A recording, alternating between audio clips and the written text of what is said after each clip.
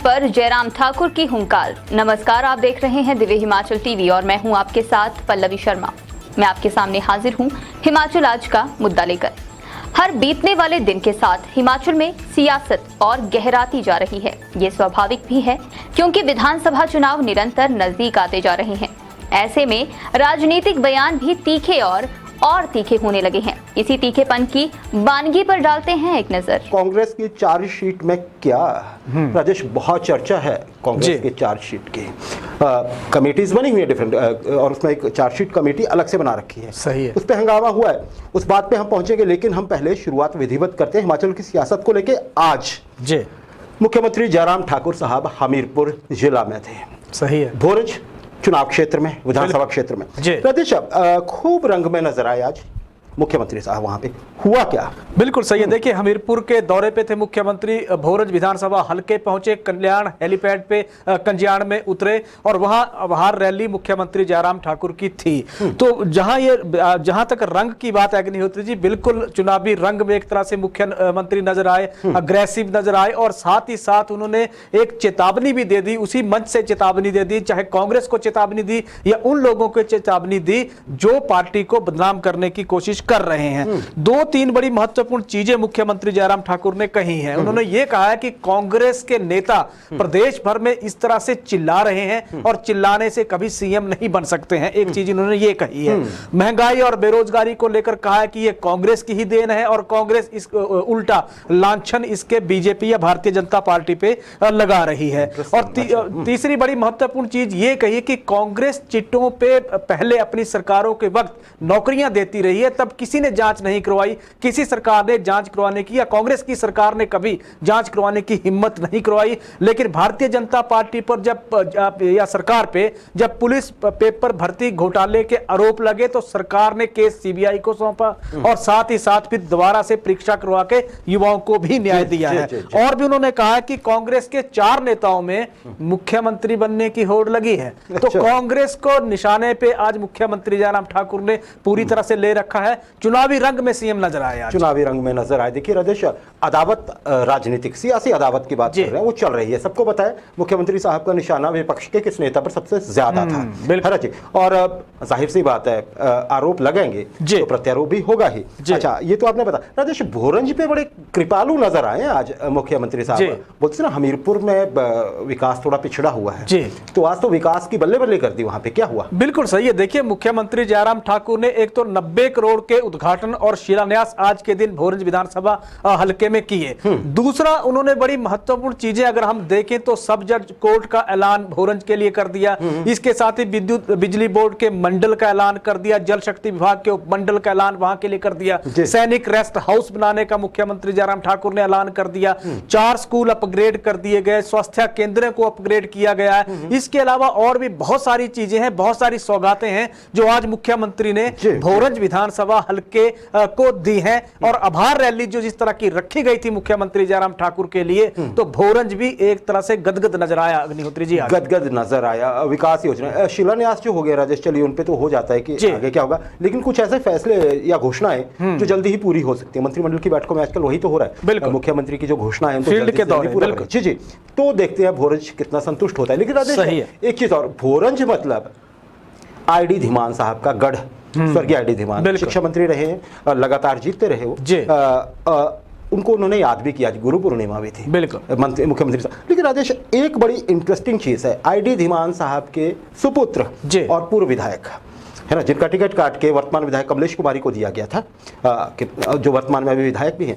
राजेश, वो नजर नहीं आए आज के कार्यक्रम में। ये एक बड़ा, एक तरह से देखा जाए तो सियासी संदेश भी है। क्या कारण रहा? और बिल्कुल सियासी संदेश पे बाद में आते हैं अग्निहोत्री जी।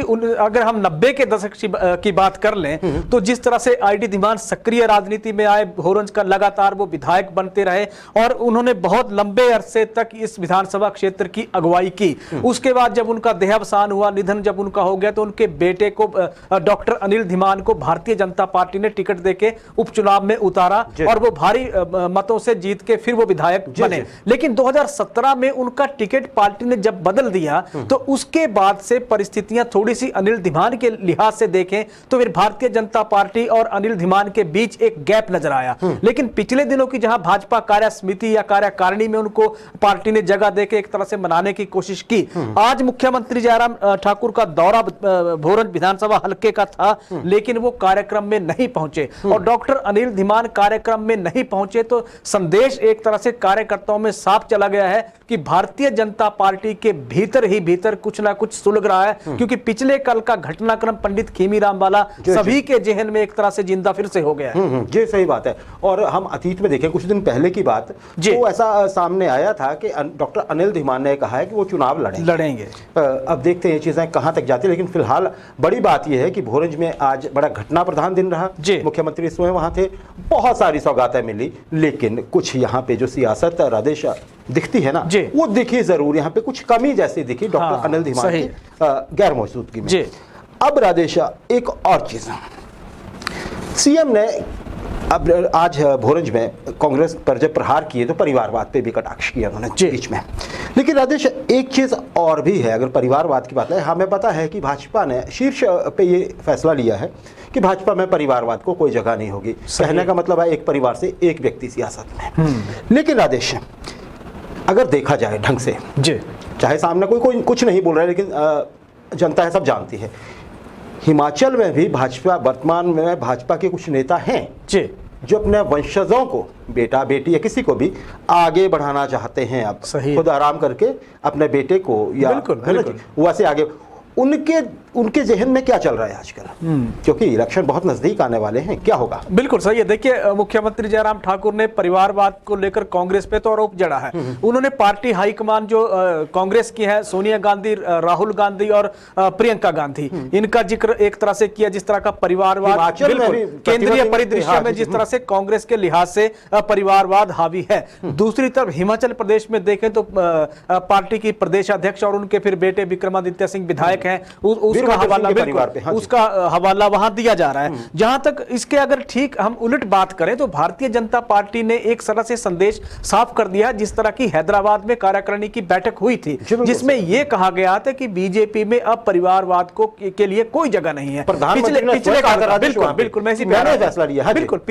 पिछले कल का प्रधानमंत्री का बयान देखें, जिसमें उन्होंने यह कहा था कि परिवारवाद का की जो शॉर्टकट का फार्मूला है, यह शॉर्टकट का फार्मूला पार्टी के लिए घातक है। तो भारतीय जनता पार्टी में परिवारवाद के लिए बिल्कुल रास्ते बंद हैं। लेकिन थोड़ा सा हम दो केस आपके सामने रख रहा हूं अग्निहोत्री जी। एक पिछले कल का केस है, जहां भाजपा के पूर्व प्रदेश अध्यक्ष पंडित खीमीराम भाजपा छोड़ के कांग्रेस में शामिल हो जाते हैं। उसके आधार को अगर हम टटोलें तो उसकी दो चीजें या दो वजह सामने आ रही हैं। एक तो पंडित खीमीराम है, वो ये चाह रहे हैं कि बंजार विधानसभा हल्के के लिए उनके बेटे संजीव शर्मा ने पिछले दिनों ऐलान कर दिया था अग्निहोत्री जी, जिन्होंने यह कहा था कि वो चुनाव लड़ेंगे। अब पंडित खीमीराम ये चाहते थे कि भारतीय जनता पार्टी एक तरह से उनको एश्योरेंस दे या एक पुष्टि कर दे कि वो संजीव शर्मा को टिकट दे रहे हैं। लेकिन जब उस तरह की पुष्टि नहीं हुई तो फिर उन्होंने पार्टी से रिजाइन करके कांग्रेस ज्वाइन कर ली। दूसरा, नरेंद्र बरागटा के निधन के बाद चेतन बरागटा ने जिस तरह से पार्टी से टिकट की पैरवी की थी,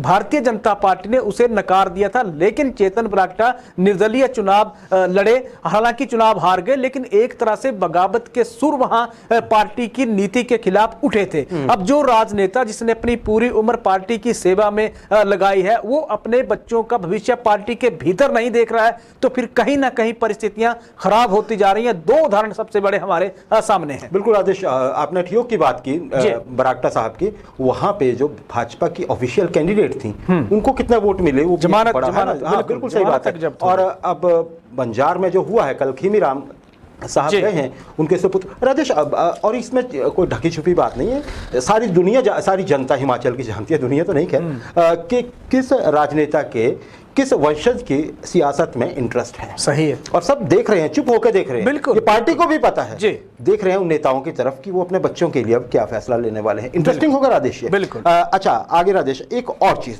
आरोप प्रत्यारोप है ना जी, कांग्रेस भी पीछे नहीं है ना जी। चार्जशीट तैयार हो रही है। बिल्कुल।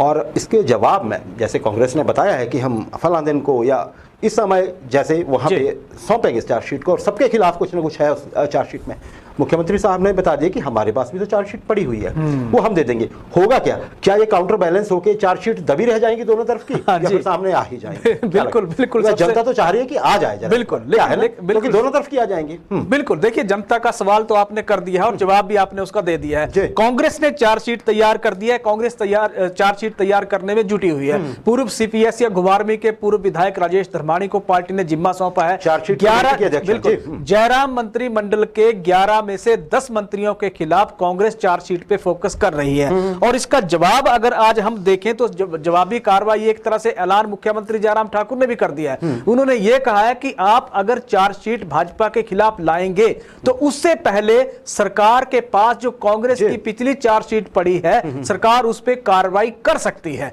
और जिस तरह से सरकार ने कार्रवाई करने का या मुख्यमंत्री ने ऐलान कर दिया है, अब सवाल यह हो रहा है कि क्या कांग्रेस चार्जशीट लाएगी, हिम्मत होगी क्या होगी हिम्मत? अब सवाल यह भी है। दूसरा, अगर कांग्रेस की प्लानिंग ही देखें अग्निहोत्री जी, तो ये कह रहे हैं कि विधानसभा के मानसून सत्र के दौरान राज्यपाल को चार्जशीट सौंपी जाएगी, जिसमें बाकायदा सरकार से एक स्पष्टीकरण मांगा जाएगा कि ये जो आरोप लगे हैं जवाब दीजिए। जी जी राजेश, एक और चीज है जी, जिस तरह से बड़े अफसरों के जाने की बात आ रही है प्रतिनियुक्ति पे, केंद्रीय प्रतिनियुक्ति पे, वजह कुछ भी हो सकती है, तरक्की हर कोई चाहता है, लेकिन कांग्रेस ने इसे जोड़ा है कि जी जो बड़े अफसर हैं उनको लग रहा है कि अब भाजपा की सरकार चली जाएगी तो हम भी कहीं हो लेते हैं इधर उधर।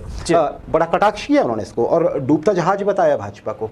क्या कहेंगे आप मुकेश अग्निहोत्री साहब? बिल्कुल, सीएलपी लीडर मुकेश अग्निहोत्री एक तरह से जिस तरह से की बयानबाजी कर रहे हैं या जिस तरह से सरकार को घेर रहे हैं, उससे एक सियासी जो हिमाचल प्रदेश का माहौल है सुर्ख हो गया। अग्निहोत्री जी, सीएलपी लीडर ने कहा कि ताज बदल कर रहेंगे और ताज बदल कर जब रहेंगे तो उसके लिए कांग्रेस जुट गई है। और अब बड़ी बात यह है कि उन्होंने ये कह दिया है कि भाजपा एक डूबता हुआ जहाज है, अफसरों को पता लग गया है कि सरकार जाने वाली है, तो इसीलिए अपने लिए वो एडजस्टमेंट कहीं ना ओरे परे वो देख रहे हैं। अब जिस तरह से उन्होंने आरोप लगाया है या जिस तरह से उन्होंने एक हमला किया है, अब उसका जवाब भारतीय जनता पार्टी भी दे रही है, सरकार भी जवाब देने में जुटी है, लेकिन जो माहौल बन गया है प्रदेश का वो दिलचस्प है। दिलचस्प हो गया। राजेश, कांग्रेस के दो और बड़े नेता चार की बात की थी ना जी मुख्यमंत्री साहब ने, सुखविंदर सिंह सुक्खू ने इस चीज पे घेरा है कि मुख्यमंत्री साहब को सिर्फ बल एयरपोर्ट की फिक्र है। बिल्कुल। उधर प्रतिभा सिंह बोल रही है कि प्रदेश सरकार ने कुछ नहीं किया, इसलिए पीएम मोदी के दौरों पे कंसंट्रेट किया जा रहा है जी।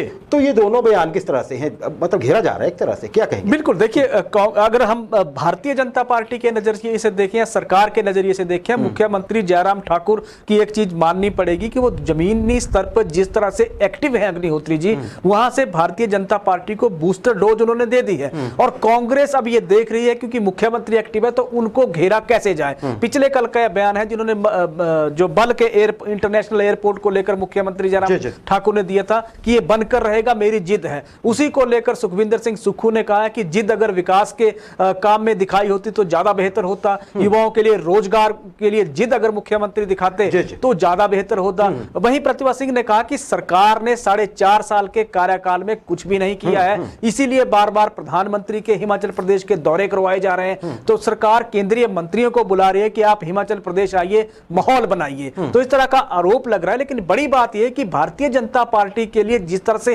केंद्रीय नेता हिमाचल प्रदेश आ रहे हैं, वो माहौल क्या बनाएंगे तो अगली बात है। लेकिन पार्टी जिस तरह से जुटी हुई है, कहीं ना कहीं कांग्रेस के लिए खतरे की घंटी वो भी नजर आ रही है जी। लेकिन राजेश, अगर कांग्रेस की आप एकजुटता देखें जी, तो घेर के हमला हो रहा है, सामूहिक हमला हो रहा है, और आपने सही कहा कि मुख्यमंत्री उसको डिफेंड भी प्रॉपर कर रहे हैं। अगले आने वाले दिनों में देखते हैं क्या क्या होता है। इंटरेस्टिंग हो रहा है, रोज माहौल बदल रहा है हिमाचल में सियासत का, सामने आता रहेगा जो कुछ भी होगा, जनता की भलाई के लिए सब हो रहा है क्योंकि मुद्दे सामने आ रहे हैं। बिल्कुल, जो भी है ना। अच्छा राजेश,